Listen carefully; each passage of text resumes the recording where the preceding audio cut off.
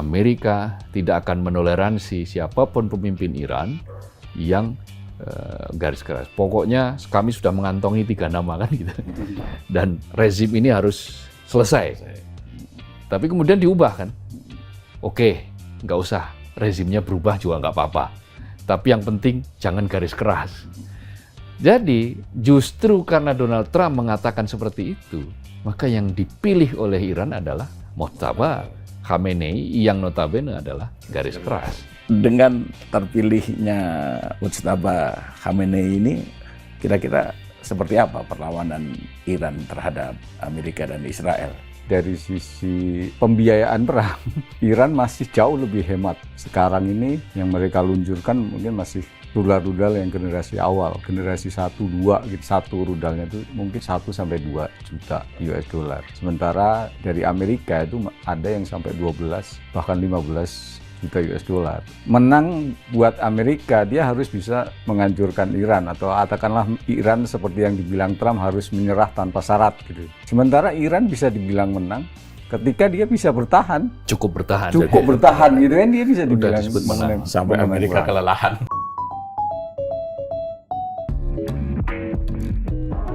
Halo Sobat Media Indonesia, salam sehat dan selalu semangat.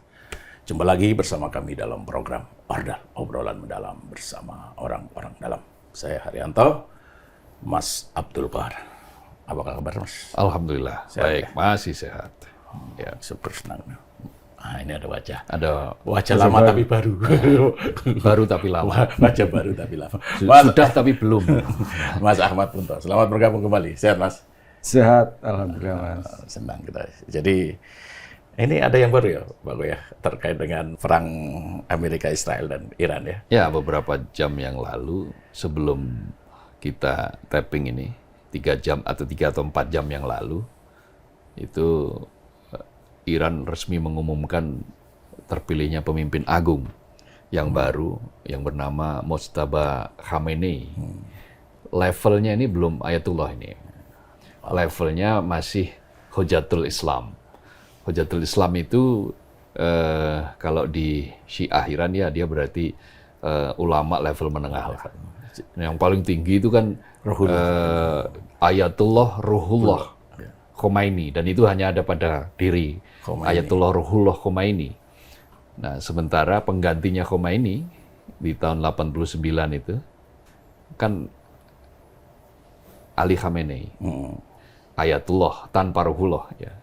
Waktu terpilih Ali Khamenei di tahun 89 itu juga belum Ayatullah. Di usia yang kurang lebih hampir sama lah dengan putranya ini yang kedua ini. Nah, sekarang yang Mojtaba ini juga belum Ayatullah. Nah, tetapi apa makna itu? Nah, kita mau main langsung apa? Langsung aja. Langsung aja. Tapi kita lanjutkan yang kemarin, karena kan gini, kita mempertanyakan gitu, setelah wafatnya Khamenei itu sanggupkah Iran bertahan? Ya. Kan itu kita kalau tidak salah 2 hari perang ya. Betul. Pernah memasuki Sabtu, 2 hari. Minggu, Senin, hari Ya, ketiga. Hari ketiga, sorry, hari ketiga. Sekarang ini sudah memasuki hari ke-10 kan. Ya. Dan Amerika dan Israel itu terus melancarkan serangan kan, membombardir Begitu juga Iran. Iran. Dan Iran juga sampai sekarang tetap melakukan pembalasan kan, Iya. melontarkan rudal-rudalnya ke Tel Segala. Aviv dan ke beberapa pangkalan militer Amerika Serikat yang ada di Ya. Teluk. Di Qatar, di Ya, Kuwait, dan di Arab, di Yordania. betul. Dan banyak diantaranya yang tidak bisa diintercept kan. Ya, tidak bisa ditangkap. Tidak bisa ditangkap. Terutama yang di Tel Aviv. Tel Aviv itu Iron Dome yang katanya sakti itu juga beberapa kali tembus kan Iya. oleh rudal-rudal Iran. Maka yang terjadi sekarang kan justru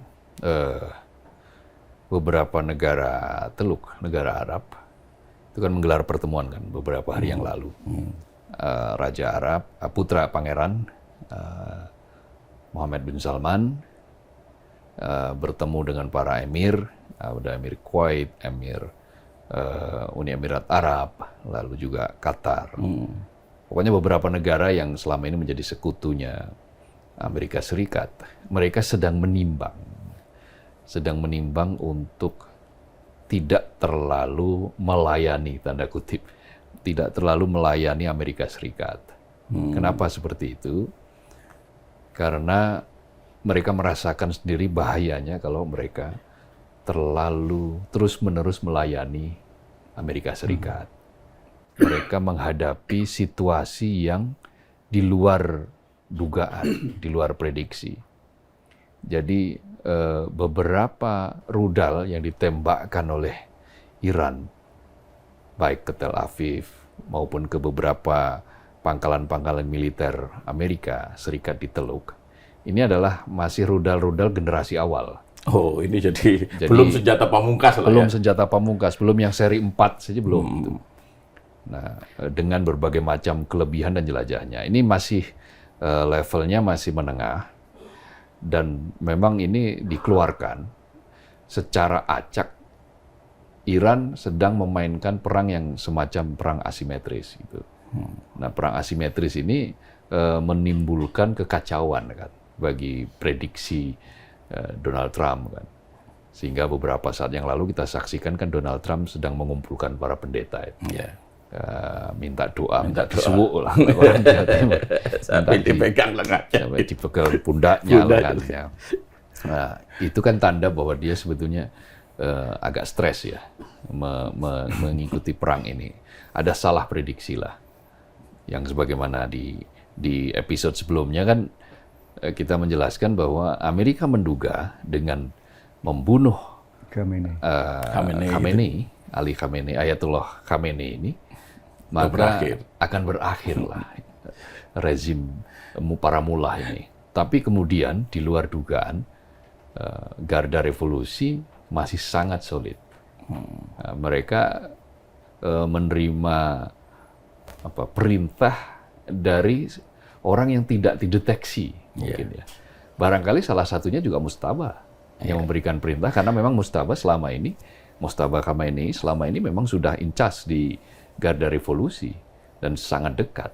Dan dugaan banyak analis itu menyebutkan bahwa ya Mujtaba sebetulnya selama ini yang memainkan peran itu adalah Mujtaba sehari-hari. Ya, itu yang tadi mau saya tanyakan sebenarnya. Jadi apa yang membuat Iran ini masih solid dan mampu bertahan dari gempuran Amerika dan Israel? Ya, satu, karena ada laporan dari kontributor Metro TV di Teheran, di Iran. Namanya Ismail Amin. Itu mengatakan begini, mayoritas rakyat Iran itu lebih percaya pada rezim para mullah ketimbang kelompok-kelompok yang dekat dengan Amerika. Jadi kan setidaknya ada 4 lah. Ada 4 kelompok yang ada di Iran ini. Yang pertama tentu saja garis keras. Ini para mullah ini garis keras. Ya, dan ini yang paling populer di Iran. Yang kedua adalah garis lentur. Garis lentur itu ya dianggap reformis dan seterusnya. Dan yang ketiga itu garis pragmatis. Kelompok-kelompok pragmatis yang pokoknya yang penting menginginkan ya ekonomi, embargo ekonomi dicabut. Kalau reformis itu enggak. Reformis itu tetap dalam koridor revolusi Islam, dengan ada para ayatullah, para mullah dan majelis ahli 88 yang ini, tetapi dengan langkah-langkah yang agak lebih moderat. Nah, yang terakhir ini adalah kelompok liberal. Liberal yang memang selama ini menyediakan diri menjadi boneka Amerika. Siapa mereka? Mereka kebanyakan diaspora. Yeah. Mereka kebanyakan adalah orang-orang yang dulu diuntungkan oleh Shah Reza Pahlavi. Sebelum digulingkan oleh Ayatullah Ruhollah Khomeini. Nah, dari keempat ini, kelompok yang paling dominan adalah yang antara garis keras dan garis lentur tadi itu, yang moderat. Garis moderat itu biasanya ada di situ, misalnya Ayatullah Hasan Rouhani. Itu termasuk garis moderat. Ali Akbar Hashemi Rafsanjani dulu itu dianggap sebagai garis moderat. Sementara mantan presiden Ahmadinejad yang dulu masuk garis keras dianggap juga sudah mulai agak moderat. Nah, apa yang menyebabkan mereka tahan? Ya karena memang rakyatnya masih mendukung rezim ini. Jadi energi itu ada di rakyat. Energi ada di rakyat, dan kemampuan para pemimpin mereka untuk meyakinkan rakyat bahwa ya kita ini sama-sama pedih gitu. Ini kan warisan dari Ali Khamenei yang luar biasa. Bahkan kan ada gambaran begini, bahwa anak-anak Khamenei ini nggak ada yang punya rumah sendiri. Padahal kekuasaan 30 tahun menggenggam kekuasaan. Ya mereka itu ngontrak gitu loh, istilahnya ngontrak. Dan di Iran itu, kehidupan itu standarnya ya sedang-sedang saja. Nggak ada yang terlalu kaya, tapi ya nggak ada yang sangat-sangat miskin gitu, nggak ada, ya sedang-sedang. Jadi dalam sebuah tulisan itu digambarkan bahwa ya lalu lalang mobil itu kelas menengah itu banyak banget, mobil level menengah itu di jalanan itu juga, meskipun perang berkecamuk, perang terjadi, mobil-mobil masih lalu lalang. Tapi ya itu tadi, mobilnya bukan mobil Mercy, kita susah nyari Mercy, nyari BMW gitu kan. Tetapi juga bukan mobil-mobil yang sudah sangat odong-odong, orang mengatakan terlalu tua, itu enggak. Nah, disinilah kekuatan Iran, sehingga mengapa mereka tahan dari gempuran Amerika yang menganggap diri sebagai superpower gitu. Nah, sekarang kita bicara soal kekuatan militer ya. Kan saling serang itu sampai sekarang kan masih terjadi kan. Tadi Mas Kohar mengatakan bahwa ini baru senjata-senjata lama lah, rudal-rudal lama yang dikeluarkan oleh Iran. Yeah. Nah, yang menjadi pertanyaan, masih berapa banyak rudal-rudal balistiknya, hipersoniknya, itu masih berapa banyak sehingga Iran mampu meladeni serangan-serangan Amerika maupun Israel gitu. Yeah. Apalagi kan gini juga, Amerika mengklaim bahwa telah menghancurkan gudang persenjataannya, gudang rudalnya gitu kan sudah dihancurkan oleh Amerika. Nah, apakah klaim itu betul atau ya sekedar klaim saja? Ya kalau soal jumlahnya mungkin kita belum dapat data yang pasti, cuma kalau kita lihat dari pernyataan dari Garda Revolusi ya, juru bicaranya kalau nggak salah, bahwa mereka siap melayani perang ini untuk dalam waktu yang lama. Artinya mereka pasti masih punya cadangan kekuatan yang memang tidak main-main gitu. Jadi benar kata yang dibilang Mas Kohar tadi, bahwa yang sekarang ini yang mereka luncurkan mungkin masih klaim mereka ya, masih rudal-rudal yang generasi awal, generasi 1, 2 gitu, yang kalau kita bandingkan dari sisi biaya dengan apa yang sudah diluncurkan Amerika itu jauh di bawah. Jadi dari sisi pembiayaan perang itu Iran masih jauh lebih hemat untuk saat ini ya, setidaknya untuk sampai 10 hari pertama ini perang dibanding dengan Amerika. Rudal-rudal Iran itu sekitar mungkin kalau di rata-rata sekitar satu rudalnya itu mungkin satu sampai 2 juta US dollar. Sementara yang dari Amerika itu ada yang sampai 12 bahkan 15 juta US dollar. Jadi dari situ kita bisa mungkin memang bisa meyakini apa yang dikatakan atau yang diklaim sama Garda Revolusi, bahwa mereka memang siap untuk bermain lama ini. Kalau memang Amerika ternyata masih kuat, Iran juga akan siap meladeni. Karena kan sebenarnya standar kemenangan dari kedua pihak ini kan beda kan. Iya. Menang buat Amerika, dia harus bisa menghancurkan Iran, atau katakanlah Iran seperti yang dibilang Trump harus menyerah tanpa syarat gitu. Baru mereka. Sementara Iran bisa dibilang menang ketika dia bisa bertahan. Iya. cukup bertahan. cukup bertahan gitu kan, dia bisa Udah dibilang disebut menang. Sampai Amerika kelelahan. mereka kelelahan atau mereka kehabisan anggaran atau apa gitu. Tapi saya juga belum bisa sih memprediksi bakal berapa lama ya ini perang. Walaupun sekarang klaim-klaim kan antara dua kubu saling ini ya. Perang ini nggak hanya perang senjata, tapi juga perang opini, Perang klaim opini, di media betul. juga sebenarnya. Jadi, tapi menarik sebenarnya. Iya. Iya. Ya seperti yang kita tahu kan, Trump kan sudah mendeklarasikan bahwa Amerika memenangi peperangan kan gitu loh, dengan membunuh Ali Khamenei, terus kemudian pejabat-pejabat militernya, menghancurkan target-target penting di Iran gitu loh. Tetapi di sisi yang lain, Iran terus melancarkan serangan balasan kan. Nah sebenarnya kondisi di lapangan itu seperti apa? Gitu loh. Benarkah klaim Trump itu? Masih sangat jauh. Masih jauh kan? Buktinya habis Trump berpidato, besoknya Tel Aviv langsung diserang. Gitu. Bom, dihujani bom. Rudal Arrow 3 yang dimiliki oleh Israel, pengunci rudal namanya Arrow 3, generasi 3. Itu bobol itu oleh Khorram Shah 4. Khorram Shah 4 itu termasuk generasi yang agak-agak kesini sih. Nggak terlalu lama tapi agak kesini. Cuman masih disimpan ini yang ultimate senjatanya paling puncak itu masih disimpan. Artinya yang ada di Israel sekarang mulai kewalahan. Mereka berpikir kok ternyata penangkal-penangkal rudal yang dimiliki oleh Israel dengan basis dukungan Amerika Serikat itu ternyata tingkat presisinya sudah mengecil, kian mengecil. Sementara Iran terus-menerus memproduksi rudal.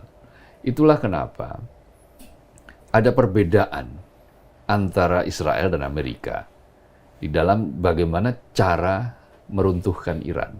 Betulnya. Israel itu tidak mau perundingan Amerika Serikat dengan Iran itu membicarakan soal nuklir. Yang lebih penting saat ini dan mendesak bagi Israel adalah perlucutan rudal. Kenapa? Karena fakta pada beberapa bulan sebelumnya ketika Iran meluncurkan rudal ke Israel, itu terhuyung-huyung.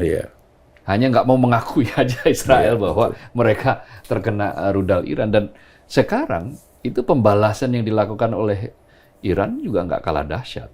Hanya memang kan media-media kan dibatasi aksesnya. Tidak boleh mengambil gambar, tidak boleh memotret, bahkan audio pun juga dibatasi. Tetapi tetap ada ajang bocor 1-2 kan. Kalau kita lihat kerusakan di beberapa tempat di Tel Aviv juga tidak bisa dibilang kecil.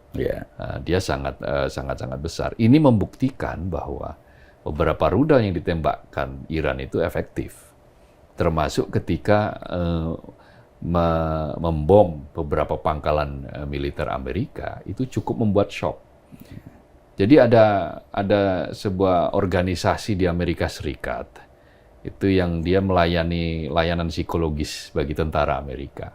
Itu mereka sudah melayani banyak sekali permintaan telepon dari tentara Amerika yang meminta agar mereka tidak usah diberangkatkan menuju ke perang.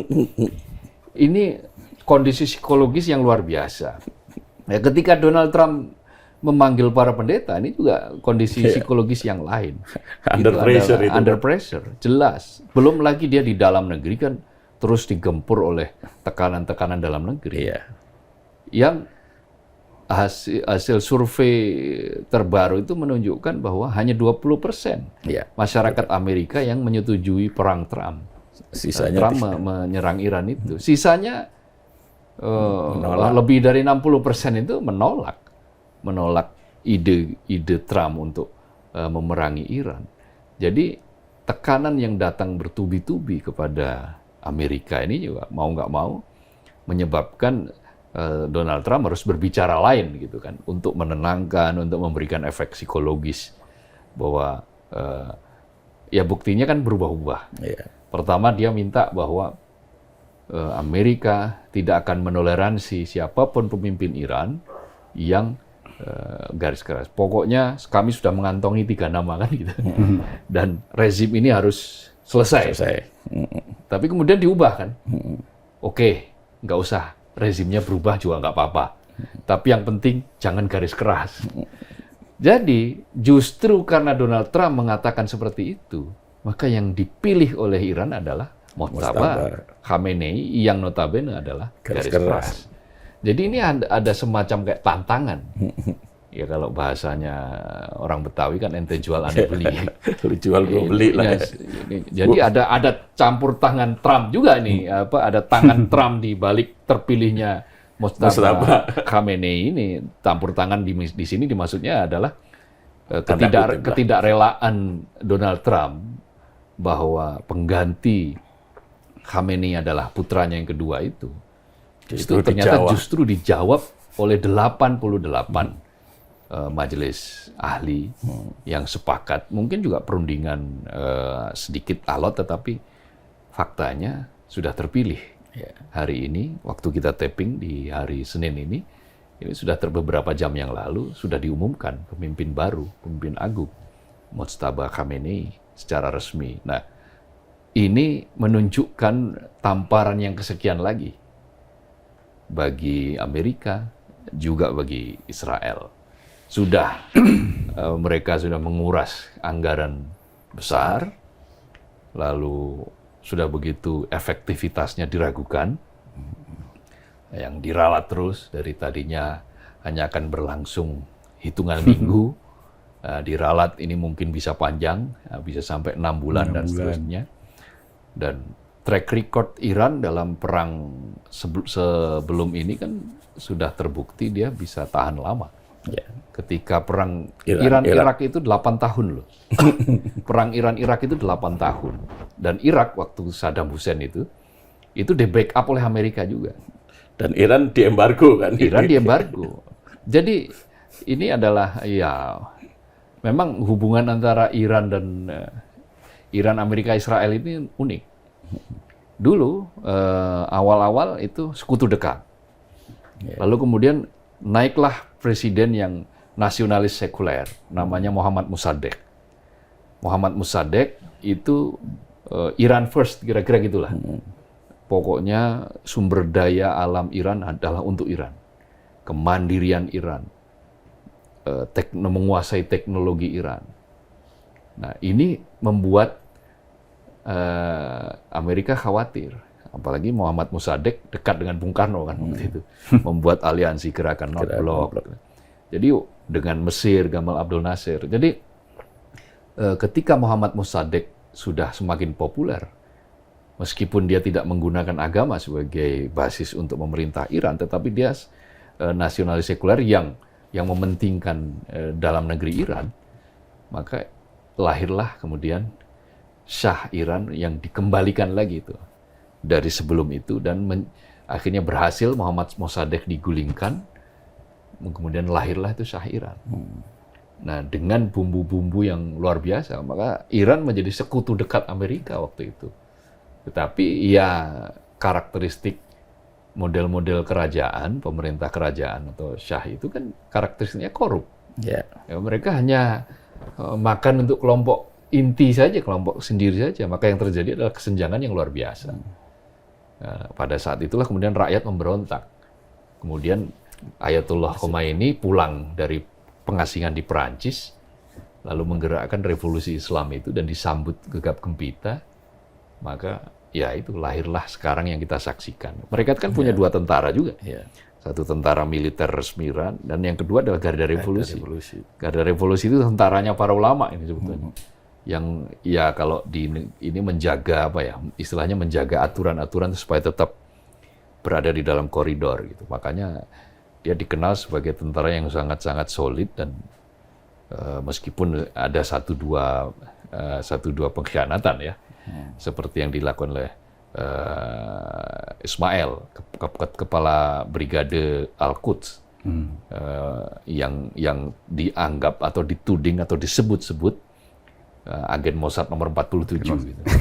gitu ya. Ini masih harus diverifikasi lagi, tetapi meneruskan apa yang saya sampaikan pekan lalu, ya boleh jadi ini memang ada pengkhianatan itu yang kemudian menyebabkan Ali Khamenei gugur gitu.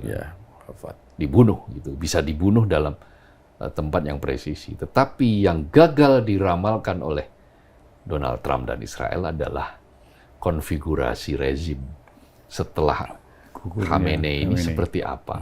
Terbukti dia bolak-balik mau, saya harus ikut menentukan.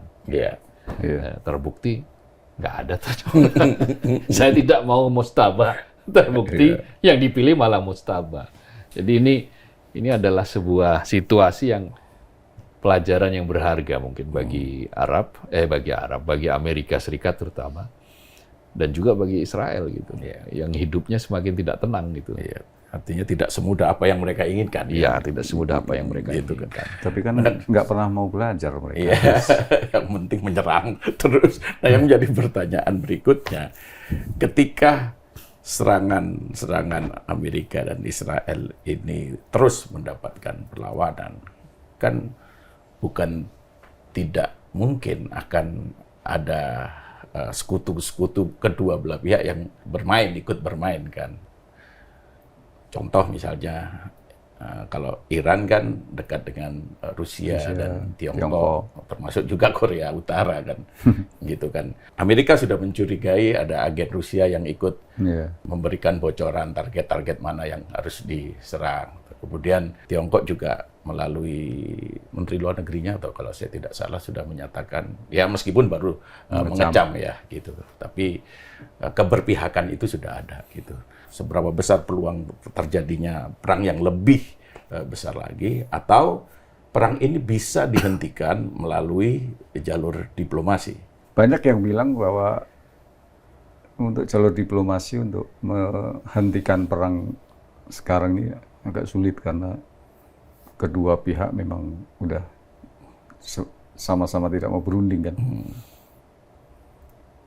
Kalau menurut saya yang menarik kemarin itu ada permintaan maaf dari Presiden Iran terhadap negara-negara Teluk Tangga yang kebetulan ada pangkalan militer Amerika di situ dan menjadi salah satu sasaran balasan Iran ketika diserang. Artinya ini mungkin paling tidak ini akan membatasi peran dari negara-negara Teluk yang kemarin sempat diserang untuk juga ikut terlibat. Termasuk kan kemarin seperti yang tadi dibilang sudah ada pertemuan para emir itu ya. Artinya dari sisi kawasan, wilayah itu mungkin agak terkontrol dukungan-dukungan gitu. Jadi tidak jadi dikeroyok negara Teluk seperti yang kita saksikan di awal-awal kemarin. Cuma memang untuk yang dukungan dari yang lain seperti Rusia, Tiongkok di kubu Iran, kemudian negara-negara NATO di kubu Amerika itu juga masih kita tunggu ya seperti apa eskalasi perang ini. Saya kira bisa saja itu akan meluas perangnya ketika memang kedua perang ini awet dan akhirnya mungkin salah satu yang membuat dukungan-dukungan ini diperlukan itu ya salah satu tadi anggaran dana. Misalnya Amerika mulai kewalahan dalam penganggaran untuk membiayai perang ini kan, bisa jadi dia akan lebih merendahkan diri untuk minta bantuan sekutu-sekutunya kan. Jadi peluang untuk terlibat lebih banyak pihak yang terlibat dalam perang ini yang kemudian mungkin oleh orang akan disebut sebagai perang dunia ketiga, itu saya kira masih ada. Cuma kalau menurut saya ya, bagi kita yang negara-negara yang non-blok ini seperti Indonesia, justru yang perlu kita waspadai sih bukan soal apakah ini jadi perang dunia ketiga atau apa, tapi dampak yang sekarang saja sudah mulai dirasakan, terutama Penutupan Selat Hormuz. ya penutupan Selat Hormuz dan lain-lain yang akhirnya yang imbas langsungnya itu benar-benar akan dirasakan ke negara-negara lain. Bukan soal perangnya. Nah itu yang mungkin perlu diantisipasi mitigasi sejak awal kan. Ya, salah satu yang paling serius kan penutupan Selat Hormuz kan, Ya. gitu kan, yang merupakan jalur distribusi, ya 20% ya itu, Ya, Ya. sekitar 20%. sekitar 20% jalur distribusi minyak dunia kan, gitu kan. Dan dampaknya sekarang sudah mulai terasa untuk Indonesia kan, ada 3 ABK Oh, iya. WNI, Dua apa ya? tiga yang merupakan ABK kapal tugboat yang berbendera Uni Emirat Arab. Itu kan hilang setelah diledakkan di Selat Hormuz. Nah, itu kan dampak terhadap nyawa orang Indonesia. Gitu. Ada 2 kapal tanker Pertamina Iya. yang juga masih Masih ditahan. ditahan kan. Kemudian yang dampak yang paling serius adalah soal ketersediaan Ya, minyak pasokan, gitu loh. Iya, pasokan minyak gitu. Yang kemarin Menteri ESDM Pak Bahlil menyatakan bahwa storage kita itu hanya cukup menampung minyak 21 hari kan. Kira-kira Ya, seperti 21 sampai 25 lah. ya. Nah, 21 sampai 25. Kita pernah sampai 30. Ya gitu. Nah, storage kita pernah itu paling tinggi. Padahal kalau aturan di negara-negara maju itu ada standar 90 hari. 90. 90 hari. Standar negara-negara maju itu 90 hari. Tapi umumnya di negara-negara yang memang dia net importer minyak, itu standarnya dinaikkan lagi. Jepang itu hampir 300 hari. Thailand 60 ya. Kemudian Korea Selatan itu juga hampir 300-an sekian hari. Belum lagi soal harga minyak yang Estonia terus itu 400 hari. melonjak kan. Ya. Jadi ada dua akibat. Yang satu itu pasokan dan yang kedua ya pasti Harga. rumus dari sebuah perdagangan itu kan ada supply and demand. Iya.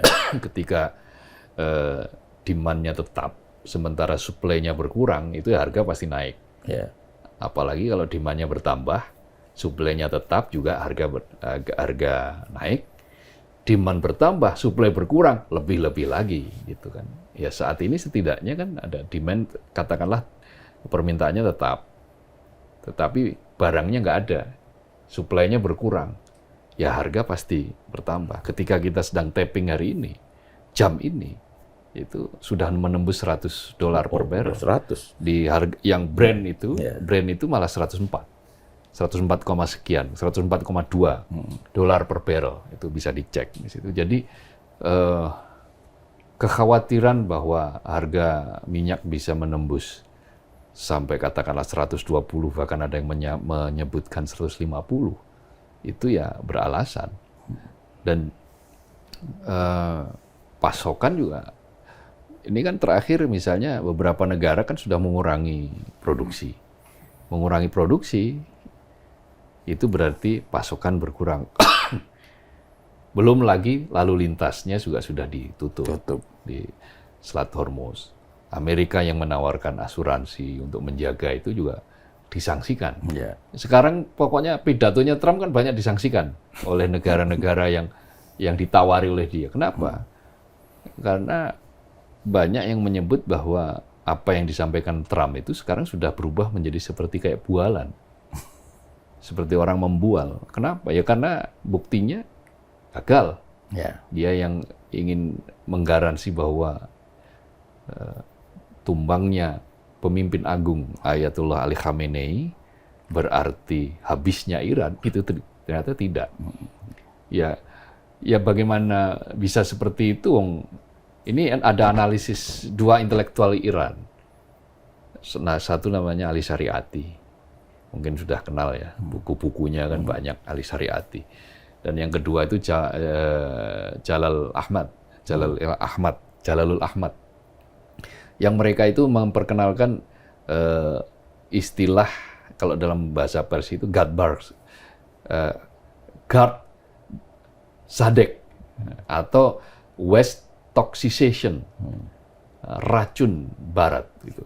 Jadi di kalangan masyarakat Iran itu Barat dan Amerika itu dipandang bukan saja sebagai sekadar kekuatan politik, tapi sudah dipandang sebagai racun. Racun yang berbahaya. Nah, karena racun yang berbahaya maka harus dihindari. Ini kan analisisnya Ali Syariati dan Jamal Ahmad itu. Dua intelektual ini. Dan kemudian semakin menemukan pembenarannya ketika doktrin-doktrin yang disampaikan oleh Ayatullah Ruhollah Khomeini yang diteruskan oleh Ayatullah Ali Khamenei itu menjadi kenyataan dengan great satanic, dengan sebutan setan besar, iblis besar, itu kan sudah berlangsung lama. Maka ini tertanam di dalam benak, bahkan sampai anak-anak kan. Makanya kan ada video ketika anak-anak yang tanya ke Ali Khamenei, Ayatullah Ali Khamenei, dengan dipangku nanya, wahai Imam, bagaimana caranya saya bisa mati syahid? Ali Khamenei kaget. Ya, kamu harus belajar sungguh-sungguh. Sekarang tugas kamu adalah belajar, berusaha, berikhtiar, berdoa. Kelak ketemu dewasa kamu akan paham tentang apa itu mati syahid. Jadi tidak ada doktrin yang mati buru-buru, enggak. Tapi juga tidak ada yang ketika musuh datang jangan takut. Kira-kira doktrinnya seperti itu. Nah, inilah yang membentuk karakter, membentuk kekuatan, membentuk daya tahan yang sangat luar biasa di kalangan masyarakat Iran. 50 tahun di embargo, faktanya masih tetap hidup, nggak miskin-miskin amat. Ya kesusahan pasti terjadi. Tetapi mereka masih bisa hidup, gedung pencakar langit juga masih ada, kehidupan lalu lalang mobil juga masih ada, mereka punya minyak, punya gas, cadangan minyaknya kan terbesar ketiga dengan jumlah cadangan 203 sampai 204 miliar barrel cadangannya itu. Ini menempatkan Iran sebagai negara dengan cadangan minyak terbesar ketiga. Setelah Arab Saudi. Yang pertama kan Venezuela, kemudian Arab Saudi, lalu yang ketiga Iran. Nah, ini adalah negara dengan kekuatan besar. Belum lagi cadangan gas, LNG, gas alam cair yang juga masuk dalam 5 besar dunia. Jadi kekuatan yang diramu dengan istilahnya spirit, diramu dengan spirit, ideologi dengan pemimpin yang autentik. Kan kalau Ali Khamenei itu kan nggak terlibat kasus Epstein. Iya. Trump kan berurusan dengan kasus Epstein. Jadi kepemimpinan yang autentik itu juga menjadi dasar ya kenapa kemudian Iran bisa seperti ini. Memang secara kalkulasi, secara matematik agak berat ya bagi Iran untuk bisa menang secara mutlak gitu ya. Menang KO gitu itu agak susah. Tapi dia cukup bertahan saja sudah bisa disebut menang. Sekarang itu ketika berhasil mengangkat Mojtaba Khamenei sebagai pemimpin itu juga bisa disebut sebagai kemenangan. Betul. Karena bisa melawan arogansi Donald Trump. Amerika. Iya. Jadi dengan terpilihnya Mojtaba Khamenei ini, kira-kira seperti apa perlawanan Iran terhadap Amerika dan Israel? Seperti dibilang tadi, bahwa ini mungkin kemenangan, walaupun mungkin kemenangan awal, kemenangan kecil gitu ya. Tapi dengan lihat sosoknya yang memang justru yang disebut Trump, jangan itu gitu kan, kira-kira begitu ya. Itu kan berarti menandakan bahwa memang berarti ini perlawanan. Dan kayak sepertinya kalau menurut saya memang motivasi salah satu ya Iran memilih Mojtaba itu ya itu karena kemarin ketika belum diumumkan juru bicara atau apa dari majelis ahli kan sempat mengatakan ke pers itu bahwa kami sudah ada pengganti ini tapi belum sebut nama. Tapi dia sempat melemparkan clue. Tapi namanya pernah disebut Donald Trump. Artinya kan memang apa yang disebut Donald Trump, ya kita pilih sebaliknya gitu. Apa namanya? Kalau dia nggak mau itu berarti itu gitu. Mungkin ada salah satu motivasi juga dari sisi itu untuk memang artinya memang ini tantangan buat Amerika bahwa Trump yang berulang kali mengklaim kemenangan dan segala macam, ya, Iran ternyata masih punya kekuatan yang harus diperhitungkan gitu, dan salah satunya dengan kekuatan pemimpin baru ini menjadi kekuatan baru kan, artinya untuk bisa melawan serangan-serangan baru dari kedua musuhnya ini, Amerika dan Israel. Dan makanya ini akan jadi lama. Dan Iran akan makin menang ketika dia makin bisa bertahan dari serangan-serangan ini. Sebenarnya kan tidak cuma bertahan ya, mereka juga membalas ya. Membalas. Artinya kan Melawan gitu. Ya ketika bendera hitam dinaikkan itu siap membalas. Bendera merah, kemudian hitam. Iya. Jadi memang dengan dipilihnya Mujtaba Ali Khamenei ini berarti akan tetap meneruskan energi pemimpin sebelumnya kan, garis keras kan, akan terus melawan serangan-serangan Amerika dan Israel. Artinya perang akan berjalan cukup panjang ini kan. Ya tergantung energi masing-masing ya, kekuatan energi masing-masing. Siapa tahu Donald Trump ternyata menarik diri dari campur tangan yang lebih jauh misalnya. Karena dia melihat berbagai macam tekanan yang luar biasa di dalam negeri, atau uang yang sudah banyak keluar, ya bisa sampai 150 triliun mungkin sudah keluar. Kan kemarin kan baru 2 hari perang saja, 2 hari lewat sedikit saja sudah 33 triliun, 33, sekian triliun kalau dirupiahkan. Ya kalau 10 hari, kalau rata-rata 1 hari 15 triliun ya sudah 150-an triliun. Dan itu bukan uang yang kecil juga bagi Amerika dan Israel. Sementara pertahanan mereka semakin bobol dan garda revolusi sudah bersumpah akan memberikan balasan. Sementara Iran dan Israel dan Amerika juga masih tetap menyerang Iran kan, menyerang rumah sakit, menyerang sekolah. Ada sudah 1.000 anak-anak, 1.000 orang sudah lebih tewas gitu. Itu kan menunjukkan bahwa saling gertak masih terjadi, dampak psikologis juga masih besar. Tetapi sebetulnya tidak ada yang diuntungkan dengan perang ini. Itu dia. Untuk jangka apakah sebentar atau lama. Yang ada itu kerugian. Betul. Kerugian bagi semua pihak. Iran rugi. Amerika, tapi Iran ini kan meskipun rugi kan dia sudah siap, kira-kira begitulah, karena berbagai macam kondisi politik kan sudah skenario seperti ini kan sebetulnya juga sudah mereka pikirkan.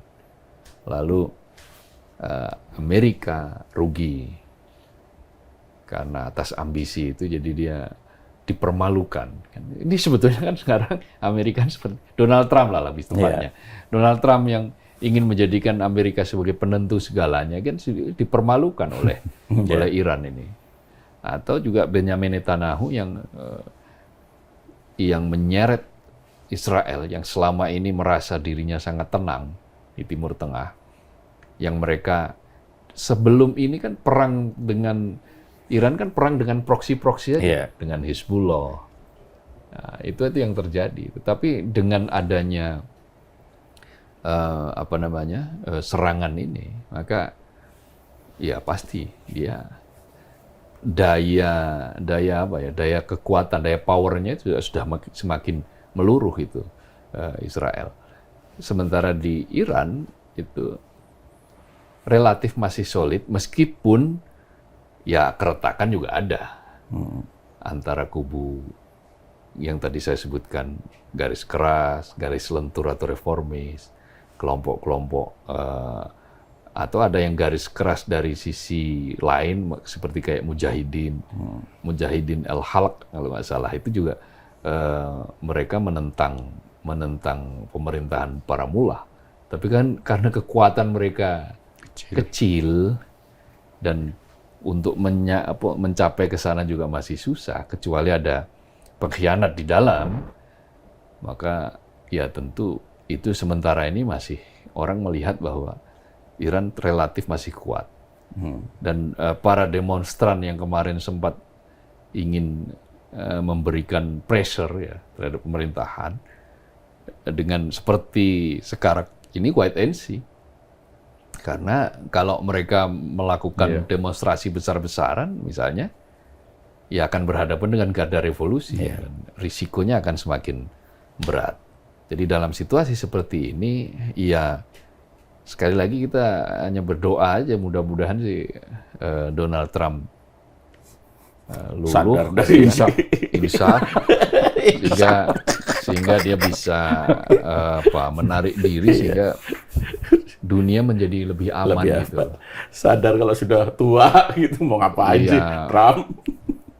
Walaupun kita sangat sulit berharap itu ya Mas. Karena tapi ya tekanan dari dalam siapa tahu kan kayak Kongres sudah mengancam kalau sampai Trump mengajukan proposal penambahan anggaran untuk perang ini bisa dimajukan. Ya no gitu. Karena temannya yang satu ini juga tebal sekali Israel. Iya, di tengah perang ini pun dia sempat-sempatnya masih melanggar kesepakatan gencatan senjata di Gaza kan kemarin nyerang lagi. Jadi ke Lebanon juga.